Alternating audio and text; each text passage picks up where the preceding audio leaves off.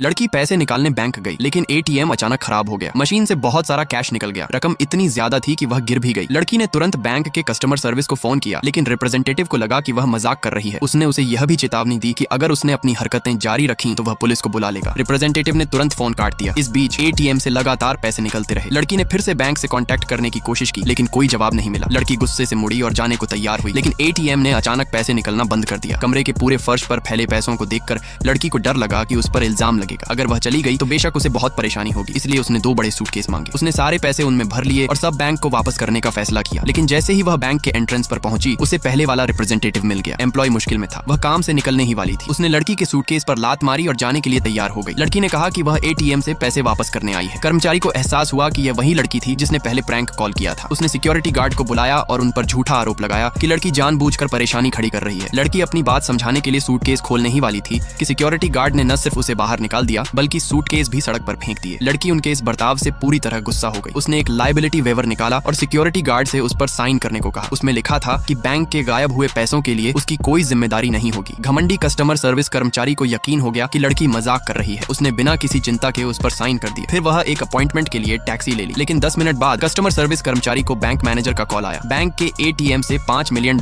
निकल गए थे। तभी कस्टमर सर्विस कर्मचारी को एहसास हुआ कि छोटी लड़की ने जो कहा था वह सच था, लेकिन बहुत देर हो चुकी थी। उसे अपनी लापरवाही और घमंड की कीमत चुकानी पड़ेगी।